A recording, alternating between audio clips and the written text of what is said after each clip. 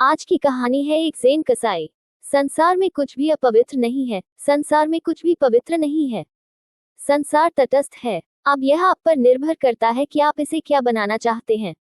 ध्यान इसे पवित्र बनाता है, तब प्रत्येक कृत्य ध्यानपूर्ण हो जाता है।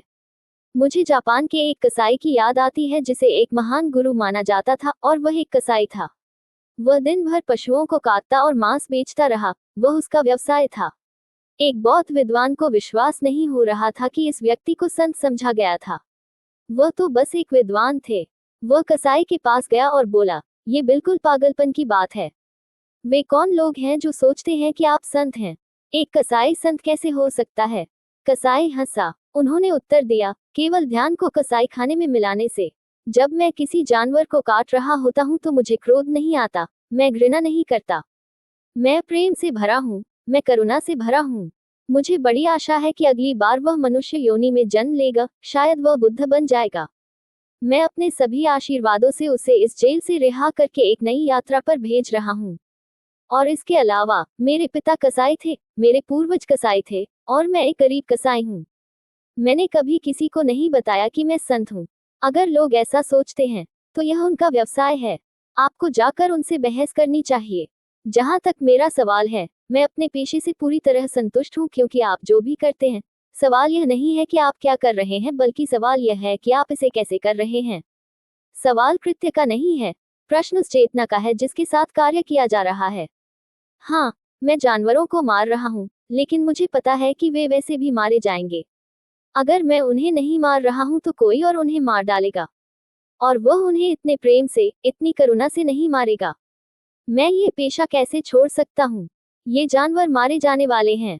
यदि मैं उन्हें नहीं मारूंगा तो कोई और उन्हें मार डालेगा, और वह उन्हें इतने ध्यान से, इतने प्रेम से नहीं मारने वाला है। तो मैं इन बेचारे जानवरों को किसी कसाई के हाथ में छोड़ दूंगा। मैं ऐसा नहीं कर सकता। यदि मुझे कसाई होने के कारण नरक में डाला जा रहा है, तो ये स्वीकार्य है। लेकिन मैं इन बेचारे निर्दोष जानवरों को किसी ऐसे व्यक्ति के हाथों में नहीं छोड़ सकता जो प्यार के बारे में कुछ नहीं जानता। क्या आप इस कसाई का उद्देश्य समझ सकते हैं? ये बहुत सूक्ष्म है। यदि उसके कर्मों का यही परिणाम होगा तो वह नरक में कष्ट भोगने के लिए भी तैयार है। लेकिन वह इन बेचारे जानवरों को किसी ऐसे व्यक्ति के हाथों में नहीं छोड़ सकता जो उन्हें मार डालेगा और इसकी परवाह भी नहीं करेगा कि वह क्या कर रहा है। उन्होंने कहा, मुझे इन जानवरों की बहुत चिंता है और मैं उनसे बहुत प्यार करता हूँ, मैं उन्हें किसी और के हाथों में नहीं छोड़ सकता। मेरे साथ जो भी होगा, मैं उसका सामना करने के लिए तैयार हूँ। मैं समझ सकता हूँ कि जो लोग समझ सकते थे वे उन्हें गुरु, संत क्यों कहते थे। उन्होंने कभी कोई उपदेश नहीं दिया, उन्होंने कभी कोई उपदेश नहीं दिया। वह अशिक्षित था, उसे शास्त्रों का कुछ भी ज्ञान नहीं था, परंतु उसने अत्यंत अधार्मिक स्थिति में धर्म का निर्वाह किया। यह अत्यंत महत्वपूर्ण चीज है। उन्होंने धर्म को ऐसी चीज में जिया जो बहुत अधार्मिक है, और फिर भी वह धार्मिक रूप से जीने में कामयाब रहे। वह निश्चित रूप से एक महान कीमियागर रहा होगा जिसने पूरे कार्य को बदल दिया, उसे एक नई गुणवत्ता दी। कोई अत्यंत अपवित्र और कुरूप चीज इतनी सुंदर बन गई। कहा जाता है कि उनकी प्रसिद्धि दूर दूर तक फैल गई, और जब वे जानवरों को काट रहे थे तो लोग उन्हें देखने आने लगे। जब वह काट रहा था तो जापान का सम्राट भी उसे देखने आया था, क्योंकि उसने सुना था कि जिस तरह वह काटता है, किसी ने कभी नहीं काटा। ऐसी कृपा, ऐसा प्यार, उसकी आंखों से आंसू बह रहे थे। और चमत्कार ये था कि इंसान तो नहीं समझ पाए, शायद जानवर समझ गए। आमतौर पर जब आप किसी जानवर को मारना चाहते हैं तो वह भागने की कोशिश करता है, लेकिन इस कसाई के पास से किसी भी जानवर ने भागने की कोशिश नहीं की। उसने जानवर को गले लगा लिया।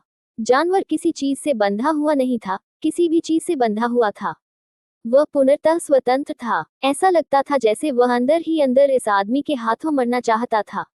और सम्राट ने एक बात पूछी, उस चाकू के बारे में जिससे वह जानवरों को मारता था। चाकू इतना चमकीला लग रहा था मानो अभी अभी तेज किया गया हो। सम्राट ने पूछा, क्या तुम प्रतिदिन अपना चाकू तेज करते हो? उन्होंने कहा, नहीं, ये वह चाकू है जिसे मेरे पिता इस्तेमाल करते थे, और उनके पिता भी इस्तेमाल करते थे, और इसे कभी तेज नहीं किया गया है। लेकिन हम ठीक से उन बिंदुओं को जानते हैं जहां जानवर को काटना है, ताकि कम से कम दर्द हो। जोड़ों के माध्यम से जहां दो हड्डियां मिलती हैं, चाकू को जोड़ से गुजरना पड़ता है, और वे दो हड्डियां जो वहां मिलती हैं, चाकू को तेज करती रहती हैं। और यही वह बिंदु है जहां जानवर को न्यूनतम दर्द महसूस होगा। 3 पीढ़ियों से हमने चाकू पर धार नहीं लगाई है। एक कसाई द्वारा चाकू की धार तेज करने का सीधा सा मतलब है कि वह अपनी कला नहीं जानता है। उन्होंने कला शब्द का इस्तेमाल किया। वह कला नहीं जानता है और वह ये नहीं जानता है कि इसे प्यार से कैसे किया जाए।